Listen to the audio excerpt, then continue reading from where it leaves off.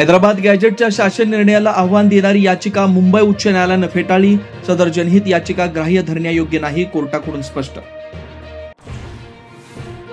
मतचोरीवरून राहुल गांधी पुन्हा आक्रमक. कर्नाटकाच्या आळंद आणि चंद्रपूरच्या राजुरामध्ये 6,000हून अधिक मतदार हटवल्याचा आरोप. राहुल गांधींचे आरोप निराधार, निवडणूक आयोगाचं स्पष्टीकरण. 75व्या वर्षी मी थांबलो नाही, त्यामुळे मोदींनाही म्हणू शकत नाही, शरद पवारांची भूमिका. तर मोहन भागवतांनाही टोला. उपमुख्यमंत्री एकनाथ शिंदेंच्या भूमिकेवर हायकोर्टाचं प्रश्नचिन्ह. इमारती पाडण्याच्या पालिकेच्या नोटीस कोणत्या अधिकारात रोखल्या, कोर्टाचा सवाल. 2 इमारती पालिकेकडून बेकायदा. मालेगाव बॉम्बस्फोट प्रकरणी निर्दोष सुटलेल्या 7 जणांना हायकोर्टाची नोटीस.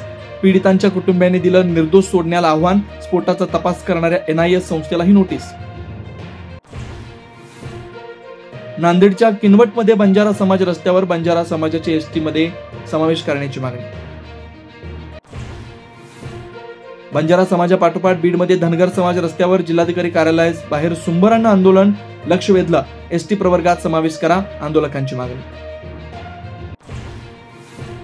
पुण्यातल्या गुंडांची सर्वसामान्यांवरही गोळ्या झाडण्यापर्यंत मजल. गाडीला साईड दिली नाही या क्षुल्लक कारणावरून निलेश घायवळ टोळीकडून गोळीबार. पुन्हा एकदा भारत विरुद्ध पाकिस्तान हाय व्होल्टेज सामना रंगणार. US सोबत सामना जिंकल्यानंतर सुपर 4 मध्ये भारत पाकिस्तान लढत पुन्हा राजकीय वाद पेटण्याची शक्यता.